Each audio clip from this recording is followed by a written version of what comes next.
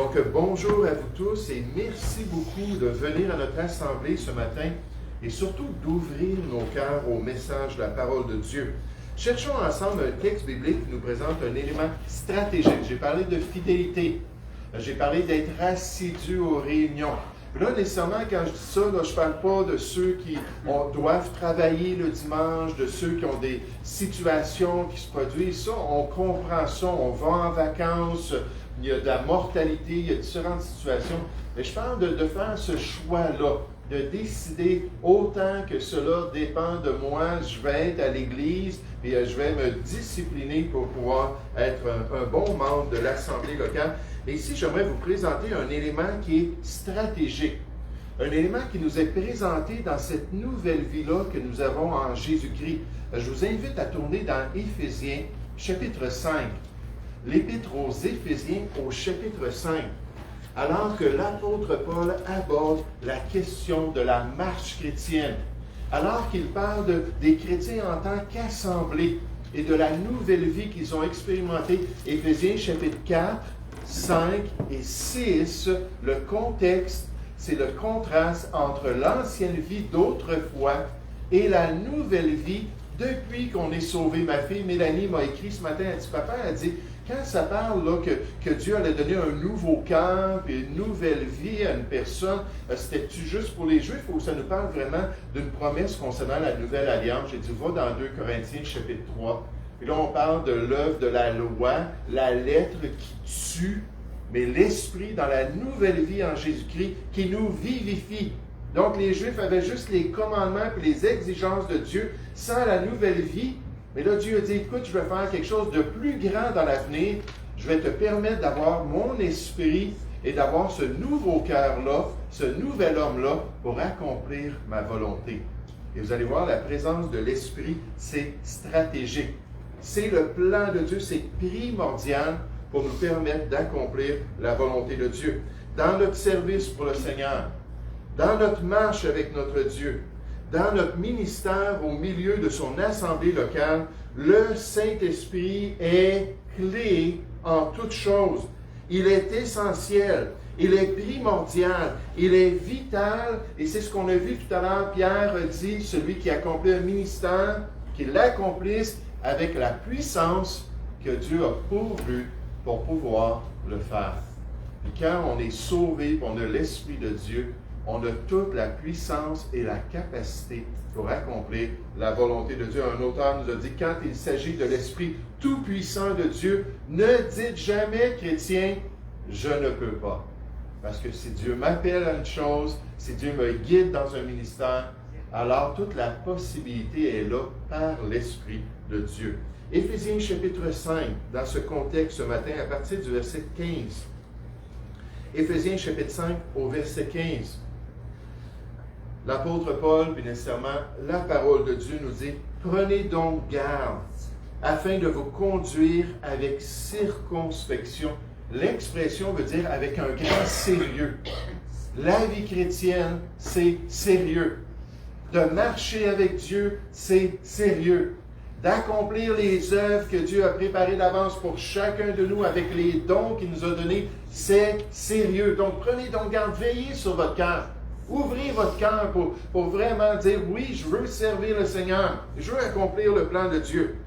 Et dit non comme des insensés, mais comme des sages. Rachetez le temps, car les jours sont mauvais. C'est pourquoi ne soyez pas inconsidérés. Ouvrez vos oreilles. Hein? Soyez attentifs, soyez disposés, mais comprenez quelle est la volonté du Seigneur. Ne vous enivrez pas de vin, c'est de la débauche.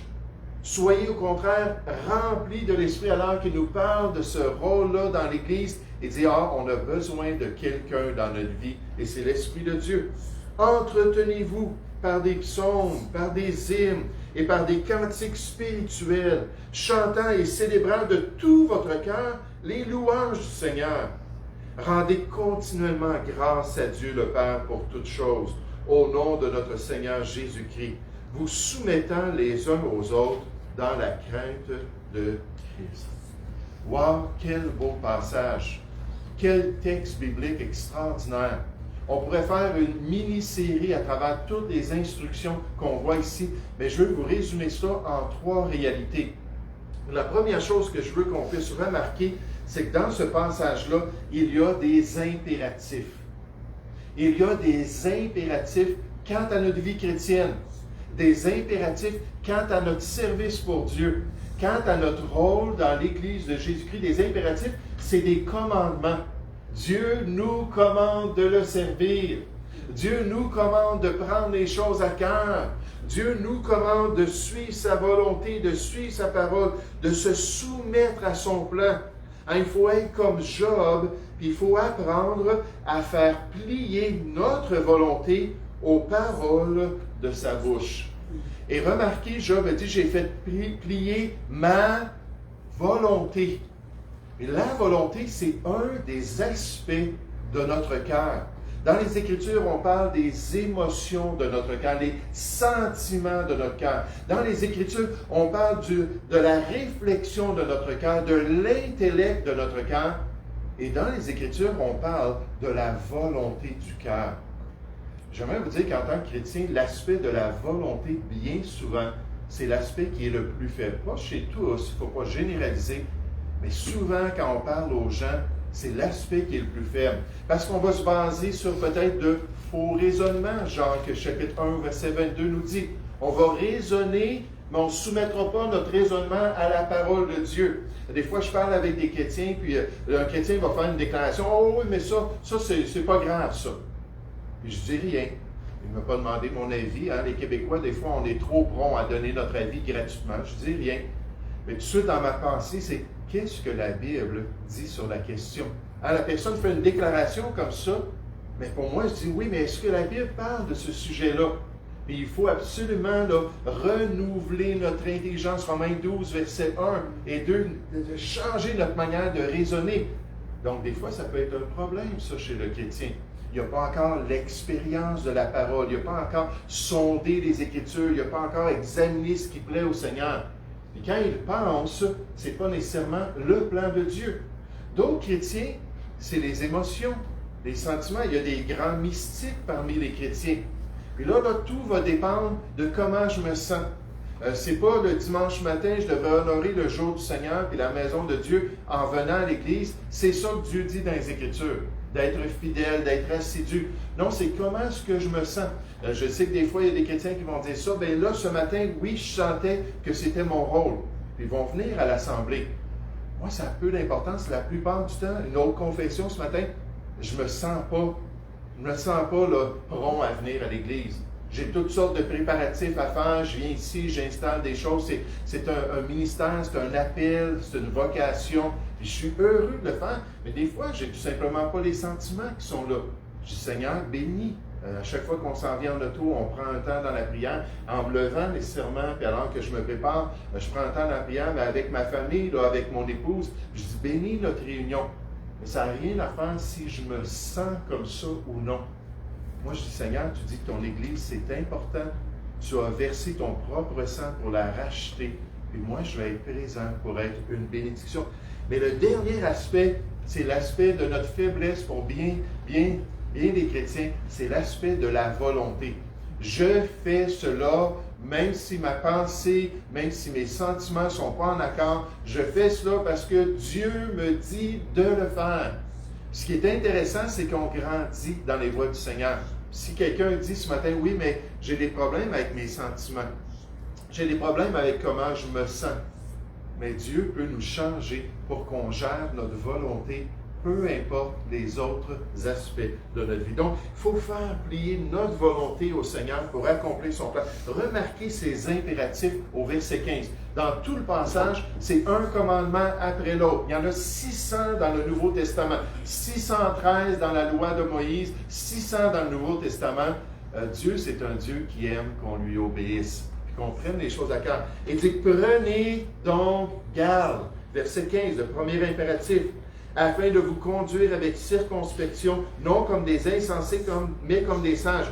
Rachetez le temps, il ne faut pas perdre notre temps. Une fois que c'est perdu, ça ne revient pas. Je ne peux pas aller la vivre la journée d'hier. C'est terminé, là. Dieu nous dit de racheter le temps, car les jours sont mauvais. C'est pourquoi ne soyez pas inconsidérés, mais comprenez quelle est la volonté du Seigneur. Ne vous enivrez pas de vin, c'est de la débauche. Soyez au contraire remplis de l'Esprit. Entretenez-vous par des psaumes, par des hymnes, par des cantiques spirituels, chantant et célébrant de tout votre cœur les louanges du Seigneur. Rendez continuellement grâce à Dieu le Père en toutes choses, au nom de notre Seigneur Jésus-Christ, vous soumettant les uns aux autres dans la crainte de Dieu. Une des choses qu'on doit comprendre concernant les impératifs de ce passage-là, c'est qu'ils sont tous, sans exception, au participe présent ou à l'impératif présent. Maintenant, pourquoi est-ce que c'est important? Parce que les Grecs, puis le Nouveau Testament a été inspiré de Dieu dans la langue grecque. Pour les Grecs, quand c'était dans ces verbes-là au présent, ça parlait de quelque chose qui était continuel. Quelque chose qui devait se développer comme une habitude dans notre vie, comme un style de vie. Pour ceux qui sont là dans notre série sur 1 Jean, on a vu ça dans la première épître de Jean. Souvent, les verbes sont à l'impératif, au participe présent. Là, Dieu dit, c'est pas juste aujourd'hui. Je vais faire ça aujourd'hui. Non, je vais faire ça tous les jours de ma vie, quotidiennement. Je vais toujours être assidu, je vais toujours être bien disposé. On pourrait légitimement traduire ce passage pour faire justice au texte que l'Esprit a inspiré. Au verset 15, on pourrait dire, « Prenez donc continuellement garde de vous conduire avec circonspection, non comme des insensés, mais comme des sages. Rachetez toujours le temps, car les jours sont mauvais.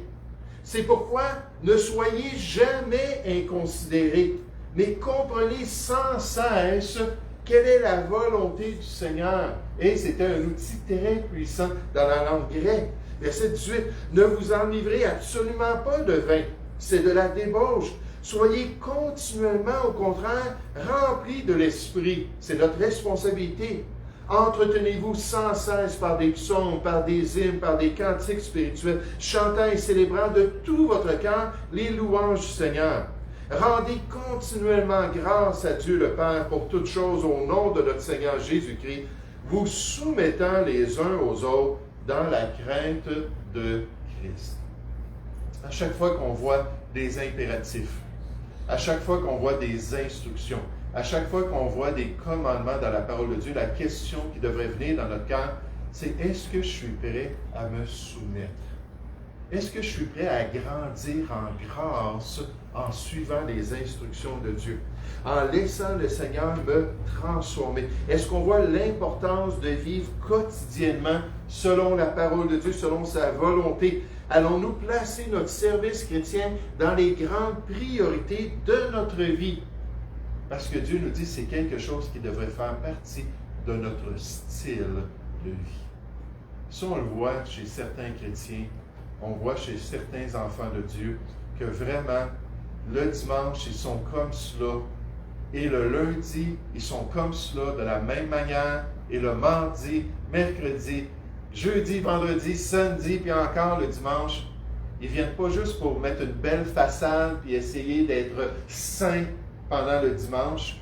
Non, c'est une réalité continuelle dans leur vie. Quelle bénédiction de grandir dans les voies de Dieu. Si vous savez que Dieu vous aime, il nous aime, vous ne devriez jamais remettre en question une directive de sa part, des instructions, des commandements qui viennent d'un Dieu qui nous aime. Elle sera toujours juste et parfaite. Lorsqu'il vous donne une directive, vous ne devez pas seulement l'analyser, en discuter ou peut-être même en débattre entre chrétiens. Vous devez lui obéir. Et c'est ça que le Seigneur désire dans notre vie. Jésus nous rappelle que de dire « Seigneur, Seigneur », c'est bien beau, mais il faut être pratique. Mon père parlait toujours des grands parleurs et des petits faiseurs. C'était un des principes qui disait « Jean, arrête d'être un grand parleur. Et fais donc ce que tu dois faire. » C'est ce que Jésus nous dit. Il nous dit dans son enseignement, « Pourquoi m'appelez-vous Seigneur, Seigneur, et ne faites-vous pas ce que je dis? » Oh, l'importance d'étudier la parole de Dieu, l'importance d'entendre le message de la parole de Dieu, l'importance de dire, « Seigneur, que veux-tu que je fasse? » pour être transformés dans les voies de Dieu. Quand on regarde ce beau passage biblique sur notre service en Église, on remarque de même la plénitude du Saint-Esprit qui est nécessaire. La plénitude du Saint-Esprit qui est nécessaire dans notre service chrétien, dans notre marche avec Dieu, dans ses œuvres qu'il a préparées d'avance, dans notre part en tant que membre du corps de Christ, dans notre assemblée locale. On a besoin de la puissance de Dieu pour accomplir sa volonté. Regardez dans notre texte au verset 17. Donc, toujours dans Éphésiens chapitre 5, verset 17, il dit « C'est pourquoi ne soyez pas inconsidérés, mais comprenez, frères et sœurs, quelle est la volonté du Seigneur. Ne vous enivrez pas de vin, c'est de la débauche. Soyez au contraire remplis de l'Esprit. » Donc, c'est un impératif ici, c'est un commandement encore au temps présent, on pourrait dire le mode présent. Donc, on nous dit d'être remplis de l'Esprit. Soyez continuellement remplis de l'Esprit de Dieu. Soyez contrôlés. On le voit que c'est de cela qu'on parle ici, parce que le vin, qu'est-ce que ça fait des boissons alcooliques? Les stupéfiants, et ainsi de suite. Quand on en prend, si on en prend assez, ça vient qu'à nous contrôler. Là, on va parler d'une manière que il y a des gens, là, c'est quasiment, là, ils changent de personnalité lorsqu'ils sont enivrés. On a vu ça souvent. Lorsque la personne est sobre, ça va être un bon père de famille, une personne respectueuse de son épouse, tout ça, quelqu'un qui va prendre soin de ses enfants. Puis là, il s'en va boire avec ses amis, puis il revient à la maison, puis on dirait que c'est plus la même personne. Il y a un changement qui est radical. Il est contrôlé par la boisson. Ses paroles vont être différentes. Ses agissements vont être différents. Peut-être il va devenir violent. Moi, j'ai connu ça là, dans ma famille. Et en passant, quelqu'un me dit récemment, tu parles toujours négativement de ton père. C'est vrai qu'il y avait beaucoup de choses négatives, mais il y avait aussi de belles qualités, mon père. D'accord? Je ne veux pas du tout le mépriser, mais dans ma relation avec lui, on n'a pas eu une bonne relation. Mais des fois, c'est de la violence, des fois, c'est un changement, mais comme on peut être contrôlé par la boisson, Dieu dit, mais laisse-toi donc contrôler par l'Esprit de Dieu. On a célébré la Saint-Jean-Baptiste cette semaine. Je vais même dire, Jean-Baptiste, c'est vraiment remarquant. La Bible nous dit qu'il n'avait aucun stupéfiant, aucune boisson, pas d'alcool dans son corps. 0%. Et pourtant, dès le sein maternel, on le présente comme étant rempli de l'Esprit de Dieu. Pas de place pour des choses pour affecter son cœur qui pourraient l'amener à se détourner de Dieu. Il y a toujours la possibilité. Mais il était entièrement rempli de l'Esprit de Dieu. Il faut laisser l'Esprit nous utiliser à sa guise. Il faut le laisser nous contrôler continuellement. Il faut dire régulièrement, viens puis contrôle-moi. Puis permets-moi d'être un chrétien qui t'honore et qui glorifie Dieu. Le verbe « soyez remplis » ici est à l'impératif présent. On l'a vu comme les autres verbes. Ça veut dire c'est continuellement. Le samedi soir, il y en a qui ont un gros problème. Le samedi soir, les amis du travail arrivent à la maison puis c'est le temps de fêter. Est-ce qu'on peut dire qu'on n'a pas besoin d'être rempli de l'Esprit le samedi soir parce qu'on a des amis du monde qui viennent à la maison? Non, Dieu nous dit continuellement. C'est une action continuelle. Mais le verbe ici, c'est au mode passif. Mais le mode passif, ça veut dire que ce n'est pas moi qui fais l'action. Dieu ne dit pas « remplis-toi de l'Esprit ». C'est-à-dire que c'est moi qui reçois l'action. Laisse l'Esprit te remplir. Quand on a été sauvés, le Saint-Esprit est venu nous sceller. Il est venu prendre une place dans notre corps. Notre corps est le temple de l'Esprit. Chacun de nous, on a l'Esprit de Dieu à l'intérieur de nous si nous sommes sauvés. Ce n'est pas la question, est-ce que je peux avoir plus de l'Esprit de Dieu? La question, c'est est-ce que l'Esprit de Dieu peut avoir plus de moi? Parce que dans la volonté et le décret de Dieu, l'Esprit devrait toujours nous contrôler. Mais il ne se force pas sur nous. Il ne nous impose pas cette plénitude-là. On doit le choisir. Oui, contrôle ma bouche. Oui, contrôle ma conduite. Oui, contrôle les œuvres de mes mains. Oui, contrôle mon raisonnement. Oui, viens et donne-moi la pensée de Christ, 1 Corinthiens 2,16, puis que je puisse marcher dans les voies de Dieu. Mais ici, ce que la parole de Dieu nous dit, c'est qu'il faut laisser le Saint-Esprit accomplir son œuvre à travers nous. Il faut le laisser agir en nous et à travers nous. Il faut lui donner tout le contrôle de notre être pour être en mesure d'accomplir la volonté de Dieu. Et si on le fait, j'aimerais vous dire, notre vie va être changée. Parce que notre vieille nature, notre vieille chair, fait juste du trouble dans notre cœur. Mais le fruit de l'Esprit, la Bible nous dit, c'est l'amour, la joie, la paix, la douceur, la maîtrise de soi. Il y a toutes sortes de belles manifestations que l'Esprit peut faire qui démontrent que nous sommes des enfants de Dieu. Et Dieu dit, laisse-le faire. Soumets-toi à la puissance de l'Esprit, qu'il puisse te donner la victoire et te permettre d'accomplir la volonté de Dieu. Si je marche selon l'Esprit, je vais pouvoir suivre le Seigneur et accomplir le plan de Dieu. J'ai bien aimé ce que le pasteur Wesley nous dit sur ce beau passage. Il dit, la réponse est le Saint-Esprit de Dieu. C'est seulement par la puissance du Saint-Esprit que nous pouvons marcher en harmonie. En tant que mari et femme, quelle différence lorsque les deux sont sauvés et sont remplis de l'Esprit. En tant que parents et enfants, c'est la même chose. En tant qu'employeurs et employés, on a ce privilège. L'unité du peuple de Dieu que Paul a décrite doit se traduire dans la vie quotidienne si nous voulons jouir de l'harmonie qui est un avant-goût du ciel sur terre. Quand tous les chrétiens viennent à l'Église et disent « Seigneur, remplis-moi de ton esprit », j'aimerais vous dire qu'il y a un esprit de corps extraordinaire qui se développe parmi nous grâce à l'Esprit de Dieu. Soyez remplis d'Esprit est un commandement de Dieu. Et il attend de nous que nous obéissions. Oui, Esprit de Dieu, viens, remplis-moi. Le commandement est pluriel, il s'agit donc à tous les chrétiens et pas seulement à quelques privilégiés. Le verbe est au présent, donc ça veut dire continuer à être rempli sans cesse. Il s'agit donc d'une expérience dont nous devons profiter constamment et pas seulement lors d'occasions spéciales. Quand je viens à l'Église, je vais être spirituel. Le restant de la semaine, je vais vivre comme le diable. C'est pas ça le plan de Dieu, loin de là. Et le verbe, soyez remplis, est passif. Nous ne nous remplissons pas nous-mêmes, mais nous permettons à l'Esprit de nous remplir, de nous contrôler. Le verbe remplir n'a rien à voir avec le contenu ou la quantité, comme si nous étions des vaisseaux vides qui ont besoin d'une quantité requise de carburant spirituel pour continuer à fonctionner, mais ça veut dire, il continue dans le texte, mais ça veut dire tout simplement qu'on laisse l'Esprit nous contrôler entièrement pour pouvoir accomplir tout le plan de Dieu et pour pouvoir le glorifier ici-bas. Est-ce qu'on laisse l'Esprit se manifester dans notre vie? Est-ce qu'on accepte ce privilège-là de pouvoir vivre notre vie chrétienne selon la présence même de Dieu en nous? Et est-ce qu'on est prêt à grandir dans les voies de Dieu pour être de plus en plus spirituel, pour être de plus en plus apte à accomplir sa volonté, qui inclut, juste en passant, l'évangélisation des perdus. On en a parlé un petit peu ce matin.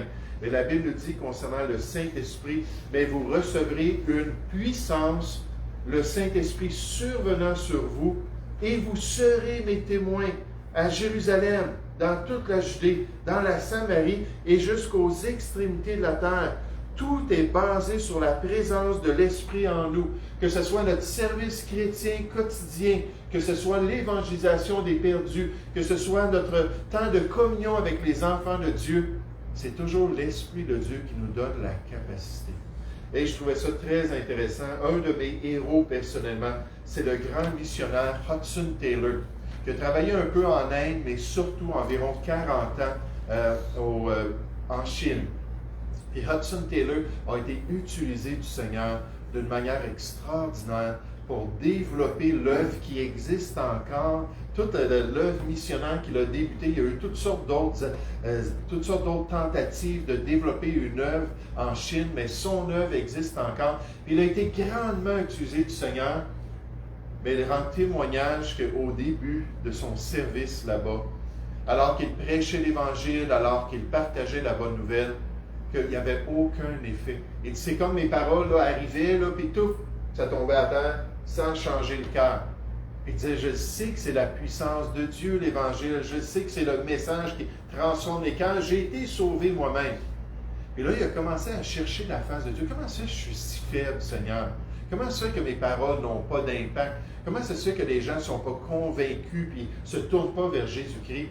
Et alors qu'il a cherché la personne de Dieu, Dieu il a dit, oui, mais c'est parce que tu ne me laisses pas le faire à travers toi. J'ai mis mon esprit, ma puissance en toi pour que tu puisses prêcher le message. 1 Pierre 1, verset 11 nous dit ça, par la puissance de l'Esprit de Dieu. Là, il est reparti avec cette idée-là, OK, Seigneur, mais remplis-moi de ta puissance. Puis, Seigneur, utilise-moi comme un bon ambassadeur de Christ. Et c'est là que son ministère a commencé à se développer. Parce qu'il a compris que dans la vie chrétienne, nous ne sommes pas orphelins. Et dans la vie chrétienne, nous avons besoin de la puissance de Dieu. Il faut dépendre de la puissance. Il faut demander à l'Esprit de Dieu de nous remplir, de nous contrôler et d'accomplir toute la volonté de Dieu. Soyons obéissants pour servir Dieu fidèlement. Dépendons quotidiennement de la plénitude de son esprit pour bien le faire et pour plaire au Seigneur. Maintenant, considérons en terminant ce matin, alors qu'on regarde ce beau passage-là, on a vu les impératifs, on a vu la volonté de Dieu, on a vu la puissance intérieure de Dieu, mais il ne faut pas oublier que les croyants, on a besoin les uns des autres. On a besoin d'être ensemble pour s'encourager, se soutenir, s'exciter à l'amour et au bonheur. Tous les croyants doivent être là à l'Assemblée pour permettre à l'Église locale d'accomplir la volonté de Dieu. Ça doit être un esprit de corps qui se développe dans l'Église chrétienne. Ça doit être un soutien mutuel de chaque chrétien pour nous permettre d'accomplir le plan de Dieu dans notre vie. Ça doit être une coopération de tous les membres pour l'édification du corps local. Sinon, s'il y a des chrétiens qui ne sont pas présents régulièrement, qu'il y a des chrétiens qui manquent, c'est comme si le corps était handicapé.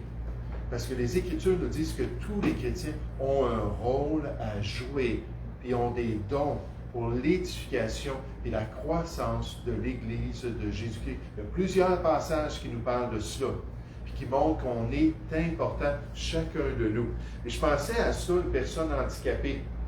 Je me suis posé la question, est-ce qu'une personne handicapée a un corps qui est vraiment fonctionnel? On pourrait dire oui dans un sens parce qu'il s'organise pour fonctionner malgré son handicap. Mais il n'y a pas tout le potentiel qu'il pourrait avoir. Est-ce qu'il peut vraiment maximiser ses efforts, son travail?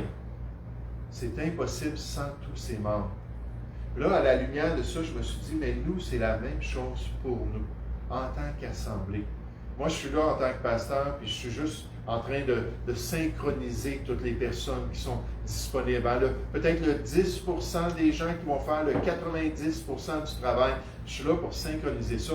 Mais quelle joie j'ai lorsque je vois qu'il y a des personnes qui viennent, puis qu'il y a des personnes, je pense juste à Francis, puis les 10, ils ne sont pas là ce matin parce qu'il y a eu une situation, mais ils sont vraiment déterminés là, à venir, puis ils aimeraient servir. Mais toutes sortes de personnes comme ça, puis plus que je vois les gens qui sont assidus, plus que je vois les gens qui sont fidèles dans les moindres choses comme venir à l'Assemblée, plus que je vois le potentiel que le Seigneur va leur confier de plus grandes choses, des ministères, des tâches particulières, s'ils sont prêts à accomplir son plan. Mais regardez au verset 18 de notre texte. Qu'est-ce qu'on nous dit en tant que chrétiens? On nous dit, ne vous enivrez pas de vin, c'est de la débauche. Soyez au contraire remplis de l'Esprit. Et si vous êtes remplis de l'Esprit, regardez comment ça va être facile. On nous dit, entretenez-vous. S'entretenir, c'est-à-dire se soutenir, se maintenir et s'aider en tant que chrétien. Entretenez-vous par des psaumes, par des hymnes, par des cantiques spirituels. On parle de la nouvelle vie en Jésus-Christ et de la présence de l'Esprit. Chantant et célébrant de tout votre cœur les louanges du Seigneur.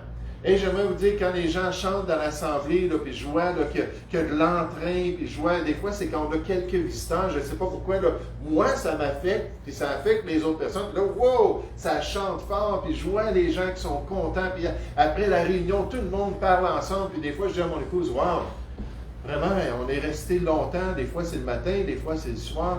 Et on voit que les gens là, ils sont vraiment là, cœur et âme dans la communion fraternelle, puis ils sont contents d'être ensemble. Mais ça dit, chantant et célébrant de tout votre cœur les louanges du Seigneur, si vous laissez l'Esprit vous contrôler, rendez continuellement grâce à Dieu, un esprit de reconnaissance, des actions de grâce à Dieu le Père pour toutes choses au nom de notre Seigneur Jésus-Christ. vous soumettant les uns aux autres dans la crainte de Christ.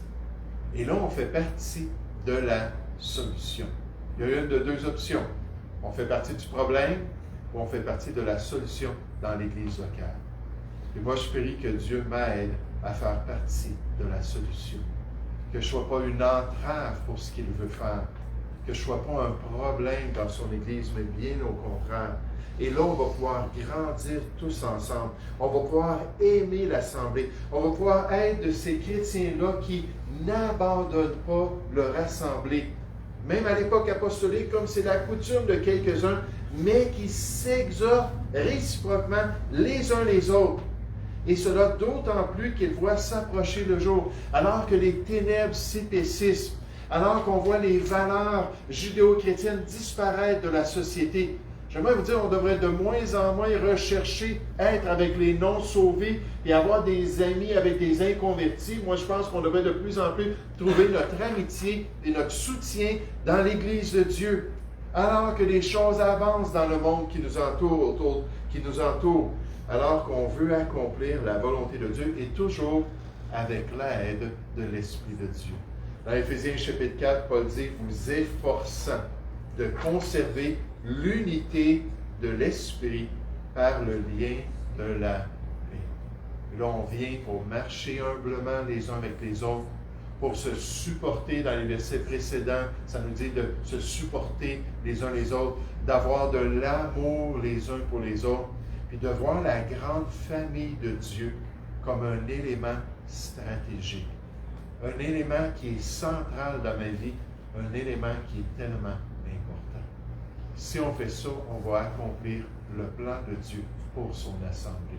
Oh, ce matin, on a vu qu'il y a des impératifs concernant notre service chrétien. Dieu nous commande d'avoir un esprit de serviteur. Il nous commande de prendre soin les uns des autres. Il nous commande de marcher dans ses voies, accomplir ses œuvres qu'il a préparées d'avance. On voit la plénitude du Saint-Esprit qui est cruciale. On ne veut pas faire les choses dans la chair. On doit absolument se dévêtir du vieil homme dans notre service et se revêtir du nouvel homme pour accomplir le plan de Dieu. Puis dernièrement, tous les croyants sont nécessaires. Et je ne voudrais pas perdre un petit doigt. Alors, je travaillais, puis j'ai fait pour mon épouse, on se met dans des projets en ce moment. Puis elle me dit, peux-tu me construire une porte de grange pour notre salle de lavage en bas? Elle dit, j'aimerais ça une belle porte là, qui serait sur des pentures, pas des pentures, mais un genre de comment est-ce que je peux? Sur une rail, c'est ça, puis là, ça pourrait fermer, puis ouvrir. Elle dit, ça donnerait juste une petite décoration, c'est juste l'esthétique, bien sûr. J'ai dit, oui, certainement.